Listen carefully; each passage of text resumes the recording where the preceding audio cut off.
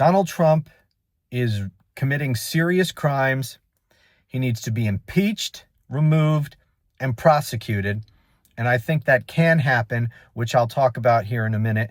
This is the second part of a two-part video series. In the first part, I talked about this whole tariff debacle where Trump reversed himself. And my contention is that he reversed himself both because of his stupidity and because he committed a crime in doing so. In this video, I want to talk a little bit more about the crime that he committed, and I want to talk about another crime, an ongoing criminal enterprise that he is involved in right now, and why he is not immune for either one of those crimes and what we should do about it. Now, the first crime is obvious. It's this, as I talked about in the last video, market manipulation and insider trading connected to his tariffs, implementing them and then reversing them and crashing the market, and then, the market recovering after his reversal. A lot of people stood to make a lot of money from all of that. Now, that's the one crime, to the extent he may have had anything to do with it. The other crime you're probably also familiar with, and that's this meme coin crime that's going on. He has this meme coin, and it is the perfect mechanism, the perfect vehicle through which anyone can essentially bribe this guy. Billionaires, oligarchs, foreign leaders around the world can directly bribe Donald Trump through this meme coin. And as you'll know, probably because it's been in the news, and you guys are very up on this stuff. I know this is a well-informed audience. He has instructed the Department of Justice not to investigate any alleged crimes relating to crypto. So this whole area in which Donald Trump is committing crimes and facilitating bribery, he has now ordered the Department of Justice, we're not going to look into any of that. So, yeah, why not just come out and say you're committing crimes with your meme coins? Because I do believe that that's what's going on. Now, let me talk about this thing a little bit more. Here is a post that Senator Chris Murphy of Connecticut posted on Twitter just yesterday morning. I'm recording this here on Thursday afternoon.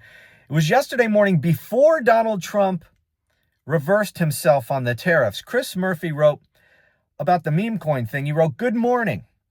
Today is the 80th day that the U.S. president is running a backdoor bribery scheme in which any CEO or foreign oligarch can send him money secretly through his crypto coin scam in exchange for favors.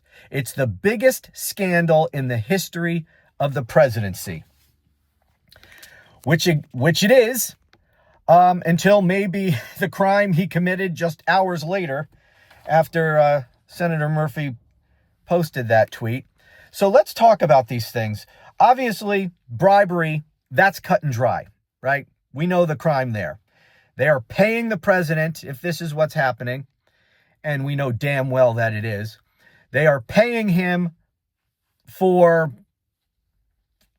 favors through the presidency, policies, whatever they want. They're paying, and Donald Trump is delivering. That's bribery. Now, this pump and dump, market manipulation, insider trading, there's two components to this. There is the crime of Trump himself benefiting directly from this. And then there's the crime of others, passing on inside information to others who then either bought and sold because of the knowledge of what Donald Trump was planning to do with the tariffs.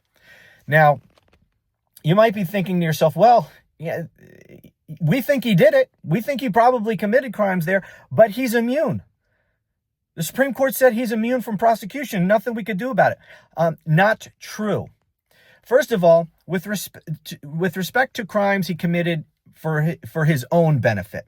Money that he made, whether he traded anything directly, I doubt he did that. He had probably other people do it for him, or maybe some of his,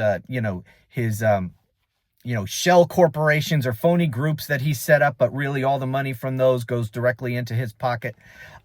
He's not immune for any of that. Now, imposing and reversing himself on tariffs, that he's immune for, right? That is, to the extent that he's manipulating the market in that way, he's immune for that, because that's part of his official duties as president. But buying and selling stocks or having other people do it on your behalf, that's not part of the job of being president. That's completely personal. And so he can be prosecuted for insider trading because he is in possession of information. Doesn't matter that he got that information as president. He has that information. And the trading of stocks is personal. So he can be prosecuted for insider trading for acting on that information that he knew as president.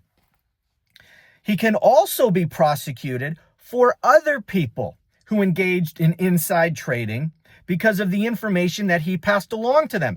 And these tweets that he put out, or these posts on Truth Social that he put out, are evidence that can be used against him. And that is aiding and abetting insider trading. He is a party to that crime, even if it was other people who did it for their own benefit. If he was part of the scheme for them to accomplish that, then he's guilty of the crime himself. And he is not immune from being prosecuted for that, because that is personal. That is not part of the job. Now, as to the meme coin thing, also, no immunity whatsoever. Launching and operating your own little frickin' meme coin, that's not part of your official duties as president. And it doesn't matter that you're president while you're doing it. Now, you can't be prosecuted while you're president, although the Supreme Court has never directly decided that case. It's the policy of the DOJ, and it's not like Pam Bondi's going to prosecute him anyway. So he's immune, essentially, while he is president. But once he's out of office, he could be prosecuted both for the meme coin thing and for this market manipulation, insider trading thing we all just witnessed yesterday, if in fact he did commit the crimes that we all suspect that he did. Now, I don't think he thinks he could be prosecuted for any of that. I don't think he understands any of the nuance involved in the Supreme Court case. I think he thinks he's blanketly immune for anything that he does while he's president. And I know a lot of people think that too, but that's not what the Supreme Court said. If that's what they said, the case against him would have been entirely dismissed by the Supreme Court, but it wasn't. The only reason Donald Trump is not going to be convicted for those crimes is because the American people, in their infinite wisdom, saw fit to reelect him president. It's the American people that saved him from imprisonment, not the Supreme Court. They helped him out. Don't get me wrong, that was a horrible decision, but it wouldn't have saved him from prison. Now, what do we do about it? Well, he needs to be impeached, removed, and prosecuted. Now, obviously, we can't do that right now, but that just because he's been impeached twice in the past and it wasn't successful because he wasn't convicted in the Senate, that doesn't mean it can't happen in the future. And just because we don't have the votes right now doesn't mean we won't have them in the future. Now, if he makes enough of a mess of this country as he's on the path to doing, maybe Republicans get scared enough, maybe enough pressure could be brought to bear that we get enough of them to impeach him in the next 2 years. I doubt that very strongly, but it's theoretically possible. More likely is, and this is what we really need to focus on, and I think it needs to be part of the damn campaign in the midterm elections, is we win big in the midterm elections, change the numbers in Congress, and maybe then we'll be in a position to impeach and remove this person from office. Now, maybe he tries to pardon himself on the way out. Or if he gets impeached, J.D. Vance would obviously be president for a short period of time, and he could pardon him. Now, if J.D. Vance pardons him, well, there's nothing we can do about it. That would apply to any federal crimes, but there may be state crimes that can be charged with respect to all of this stuff. But that should not be a reason that ultimately J.D. Vance might pardon him not to pursue any of this. You might also think that he might try to pardon himself, and maybe he would. But that would be litigated whether a self-pardon is even constitutional. I don't believe it is. I think it's clear from legislative history and common law history that a self-pardon is not legal, but that would be litigated. And, with this Supreme Court, who the hell knows? But we could at the very least impeach this man and remove him from office, and we should. And by the way, these are just crimes that we know about. And lots of times an action can be charged both as a federal crime and a state crime. So even if he is pardoned by J.D. Vance, or he pardons himself and the self-pardon is upheld by the Supreme Court, there are probably a whole slew of state crimes in various states that he may also have committed. So those, that aspect of it should be looked into. But this man is, I think, because of his brazenness, because of his megalomania, because of the fact that the Supreme Court gave him immunity in that awful decision, and that he doesn't understand the limited scope of that immunity, and because everyone is cowering to him on virtually everything, people in positions of power anyway, the Congress, and unfortunately, to a large degree, the Supreme Court as well up to this point. But I think that he is only going to be more brazen in his criming. I mean, look at the crimes he's just committed, and he's not even been in office for 3 months yet. And these are just the crimes that we know about, or that we suspect very strongly he has committed.